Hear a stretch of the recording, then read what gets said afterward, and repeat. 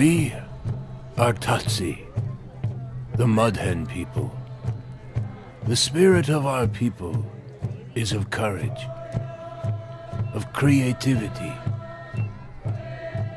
of fortitude.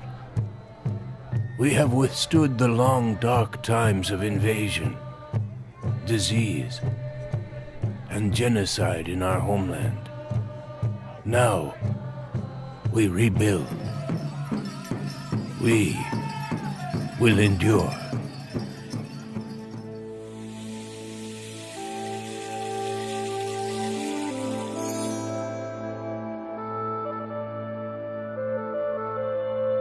The story of my people, the Tachi Yokuts, is also the story of this once magnificent land in which we still live, known today as the San Joaquin River Valley.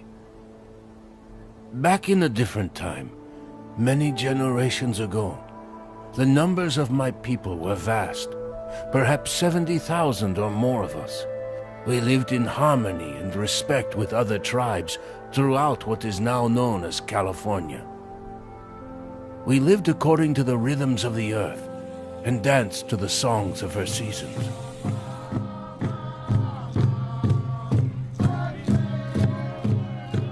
In our valley at that time existed the great Pu'ashi, Tulare Lake.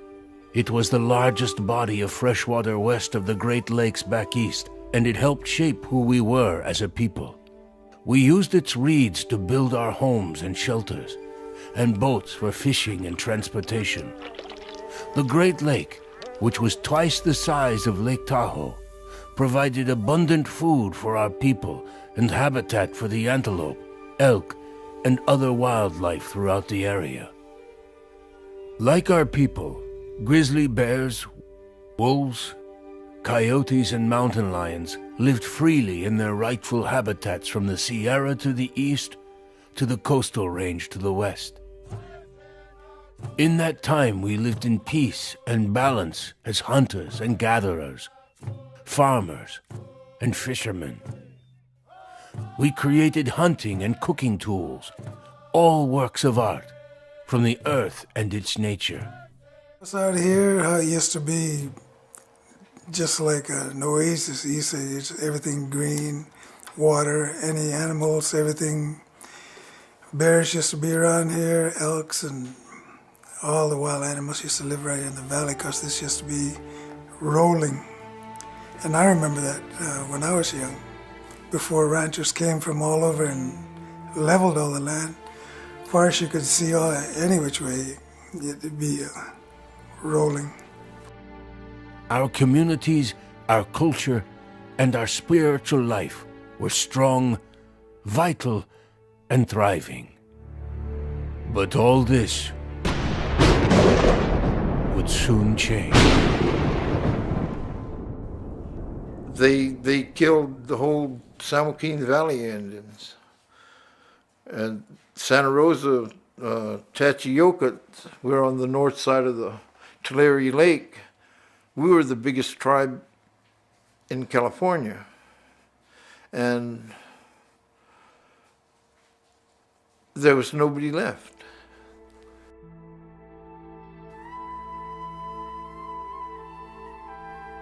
In early years, explorers from far-off lands would come to our valley and visit us in peace, exchanging goods and stories, and then they would return to where they had come from. But our valley was too beautiful and abundant for them to stay away for long. And soon, many outsiders came and wanted our valley for themselves. The Spanish came first, and they built a chain of missions along the length of California. They viewed our people as savages and heathens. They wanted to save us with their religion and enlighten us with their civilized ways. Soldiers of the missionaries used their armor, horses, and guns to force our people to move and then build their missions and haciendas. In the very, very beginning, when we heard about the new people coming to our country, they were welcome to a certain extent. They were welcomed by our people. We figured, well, they're going to turn into Indians anyway. the natural course of things. You live on the land, you develop the customs, you adopt the customs of the people in the area, you eventually become like the people in the area. But little did we know, or did we realize, that many of these people that came from all over the world, they came with their portable religion, their icons, their philosophies, and they had a different perspective and different way of looking at the land than what we did. They outlawed and destroyed our tribal political and social institutions, centerpieces of our culture that were shaped over centuries.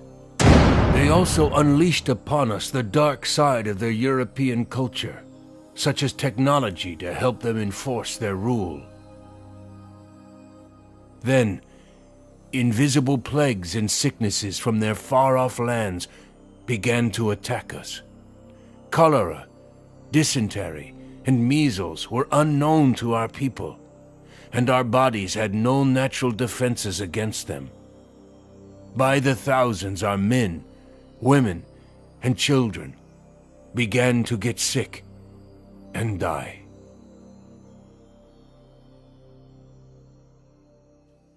For centuries, many of our tribes migrated with the seasons to take advantage of the bounty provided by the mountains in the spring and summer, and the more temperate valley in the fall and winter. This is the Santa Rosa Rancheria, but it wasn't always called the Santa Rosa Rancheria. This particular place where we're living at now was one of 4 principal villages that the Tachi Yokuts lived in. We were a semi-nomadic people. We moved with the seasons, moved with the herds, and we didn't stay in one place for permanently all year round. We've had to do that in the last 100 years, stay right here on the Rancheria. That's because our migration patterns have been disrupted by the coming of many people from all over the world. In the mid-1800s, gold had been discovered in the Sierra Mountains. A new plague came upon our people and our valley.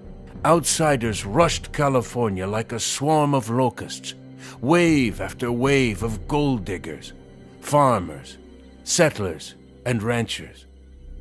The foreigners were hostile and racist, driving out or killing any Native American in their path. Large-scale gold-digging operations in the mountains polluted our streams and rivers, killing off the native fish populations and driving our food supply far from our hunting grounds. Our people began to starve. The newly formed state government's policy of manifest destiny encouraged ranchers and farmers to claim and fence off large segments of land where once we were free to roam. Our freedom to move about our own homeland evaporated. Here, our people had been flourishing on this land for thousands and thousands of years. And all of a sudden, our evolution was interrupted by people that came from all over the world. They even killed off our Great Lake by diverting its water sources to irrigate their farms, by building dikes that decimated its wetland habitats, and by over-harvesting its dwindling supply of fish. And just as the lake began to become smaller and stagnant and dry up, so too the valley began to wither, and our people along with it.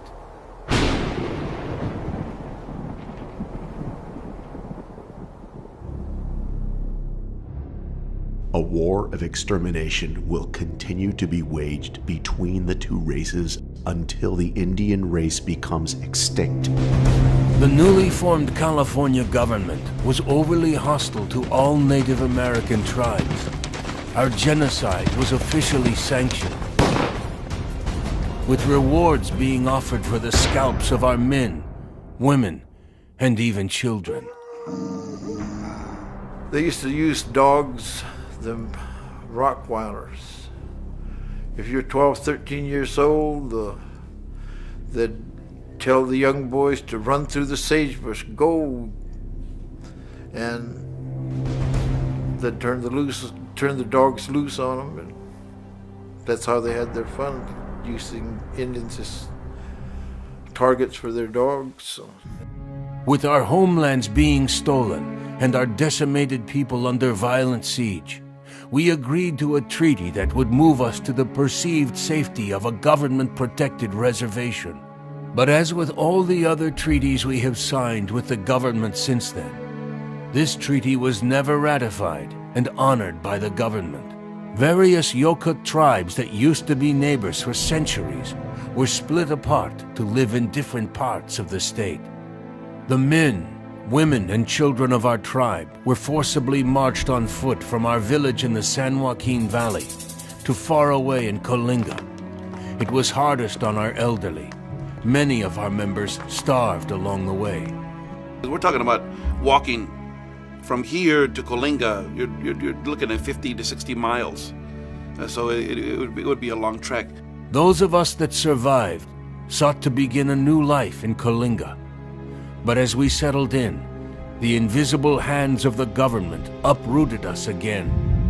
Oil had been discovered on our new reservation, and greedy private interests made sure that it was not going to benefit our tribe. Once more, we were forcibly marched on foot across the land, off to an even more desolate, unfertile spot 40 miles away in the Central Valley.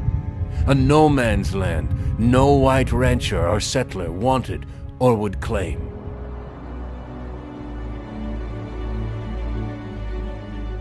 What was left of our people began to deteriorate on the reservation. We were a people whose culture thrived on our access to the land and nature. Here we had no resources, no food, forced to rely on corrupt government agencies that had little interest in our well-being. We were effectively prisoners. The Citizenship Act of 1924 gave all Indians American citizenship rights, while allowing us to keep our tribal citizenship. This may have sounded like a good thing at the time, yet its implementation did exactly the opposite. Back in the, early 1900s, we were in bad shape back then. Our children were sent off to government schools to be taught English. We could not practice our religion openly, and the teaching of our language and culture to our young was all but forbidden. But it wasn't until 1978 that Native American ceremonial practices were actually outlawed by the U.S. government. But it had always been maintained in underground. When I was growing up, I had to go through clear up to the 6th grade for tribal, tutoring. Sit there one-on-one like me and you here, they're saying, well, you're going to have to learn how to talk our language and do all these other things, With no resources or jobs nearby, our people lived beneath the poverty level. My grandma said, see that bed over there, pull it and put it under that tree, that's where you're going to live. And it was just natural just for her to just say, well, get it, that's where you're going to live. And didn't have a house, but we had a bed. We were still, at the time, in shacks, like a lot of the other people's. If we had an old car, I would just fix it up to make it into a little bedroom, stay in the cars. A cold tub shower, a cold tub bath, was fine with us, We would just heat our water and put it in a big tub, and we all took turns. Everybody else, the first one that jumped in the tub, there was 13 of us in the family, so, if you wanted to get clean, you had to make sure you was either second or third one in there. If not, then you got everybody else's dirt on you.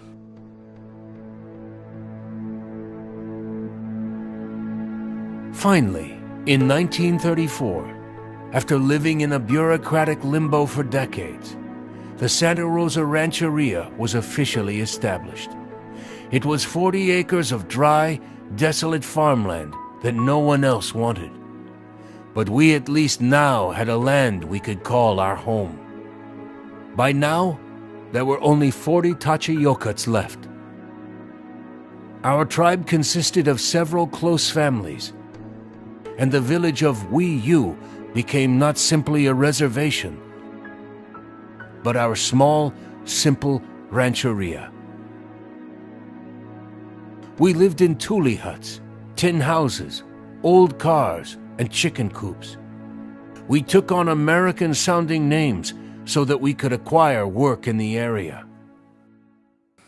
What's your name? You know, I said, Kea. I said, oh, no. I said, no, that's not your name. Your name is Clarence Atwell Jr. I said, no. I said, I'm Kea. Who gave you that name? What? Clarence. That come with my, I guess my employers who were working for my dad, I guess, or something, and then they were there, then they had to give names to everybody. Everybody else had tribal. By the 1980s, our population on the Santa Rosa Rancheria had grown to about 200 members. Despite extreme unemployment and the social ills that accompany it, we did our best at maintaining our cultural identity. By word of mouth, father to son, mother to daughter, we passed on our heritage to our new generations. We networked with other tribes and sought to practice and protect the traditions, songs, skills, stories, and institutions that make us Tachi Yokuts. A long time ago when I was a kid, we was taught by the elders how to sing our songs and how to do our dances. We need to keep the stories alive, the dancing, the singing. We've been able to stay rooted and stay grounded by going to powwows. Her family's really into sweat lodge and prayer, so we go up there and sweat with her family, and you know, and those are the things that I have to make sure that my children know. They got to keep that part of the culture. If they could keep that and practice it and live it, then I know, you know, that we as parents, my wife and I, that we did a good job, because I'm sure they're going to pass it down to their children and my grandchildren.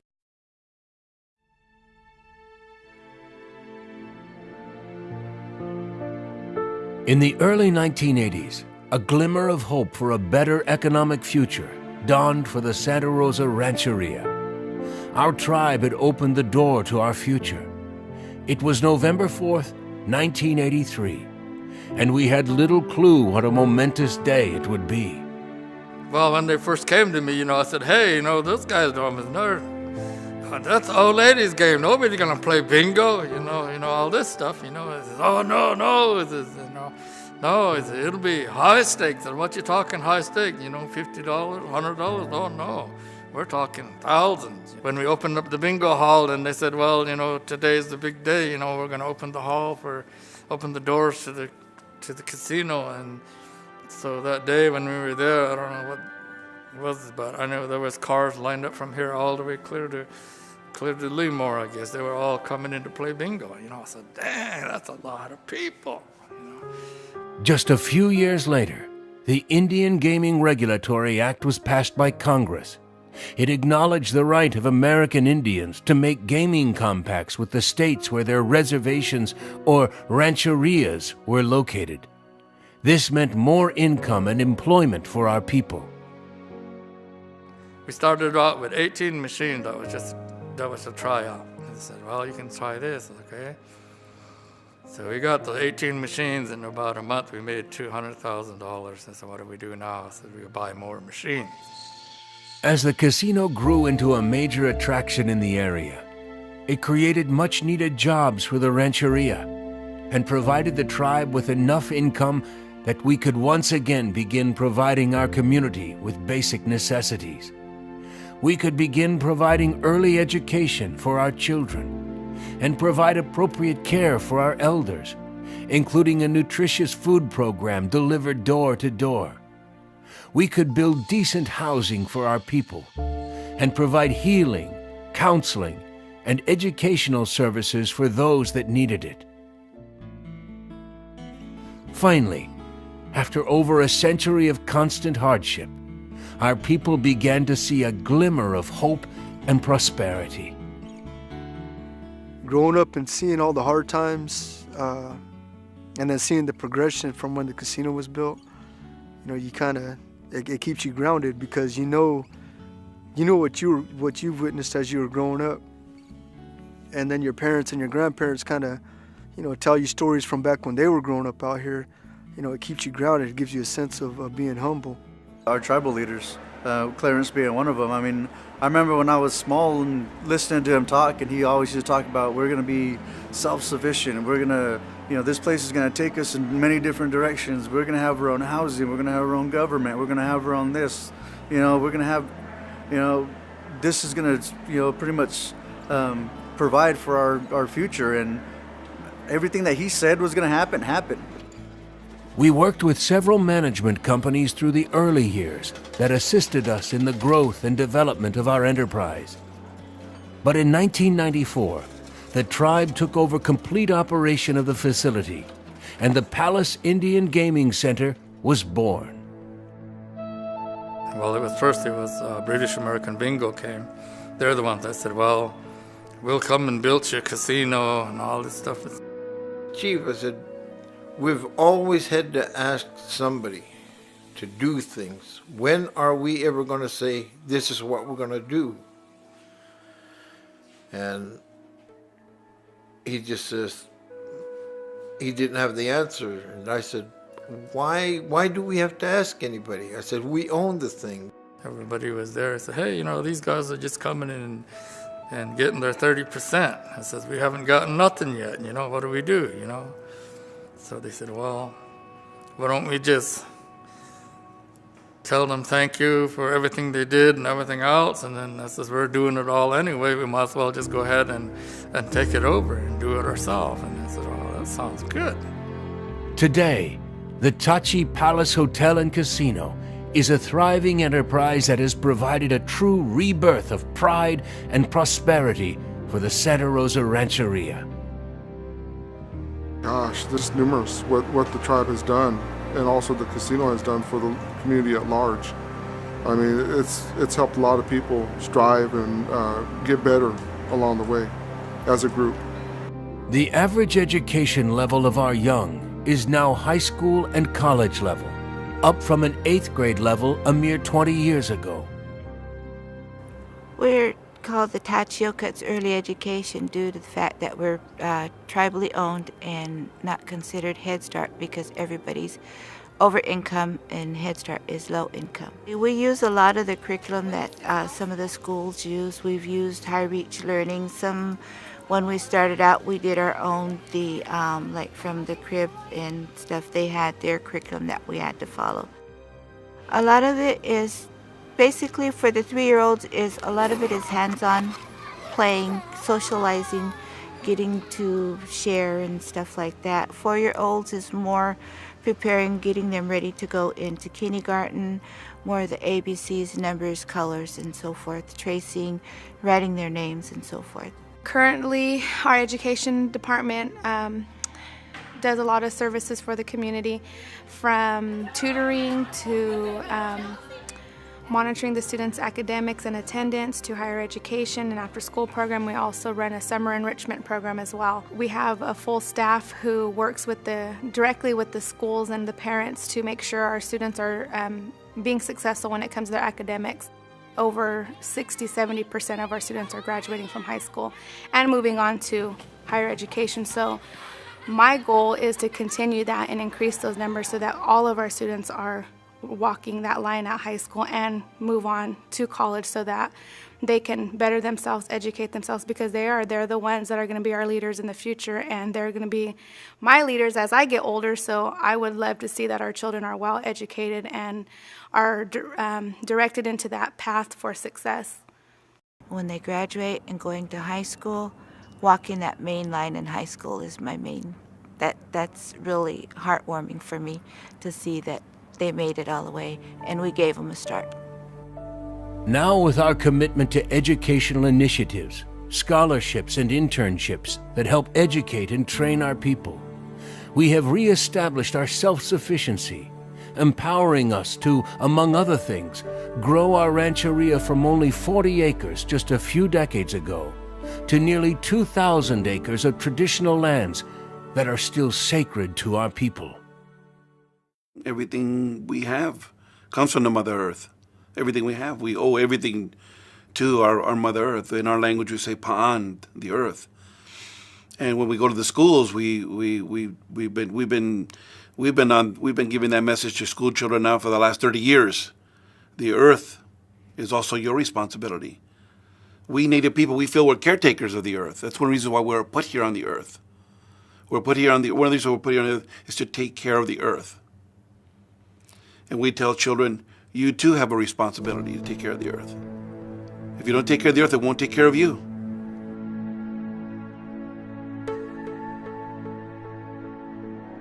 We strive to be a responsible member of our broader community and give back to our neighbors.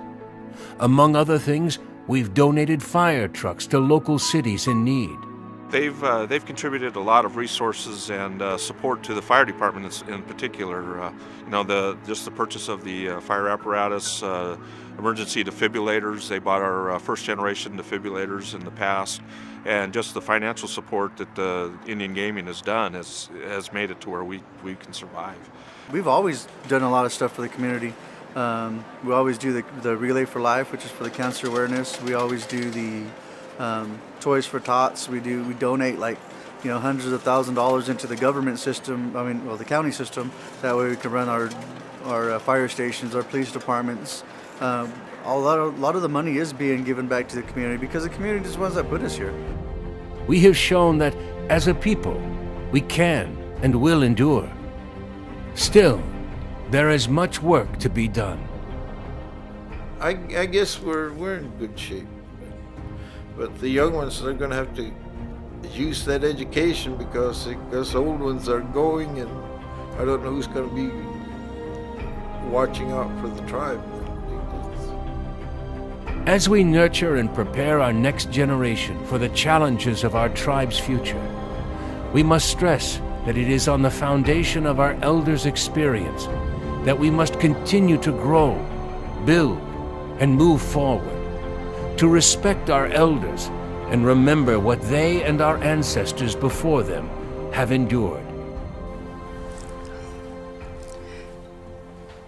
Without them, we wouldn't be here.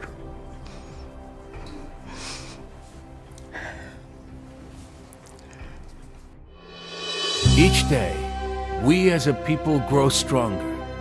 We get closer to our goal of creating a community that once more lives in balance in this magnificent valley in which we live. To all my relations,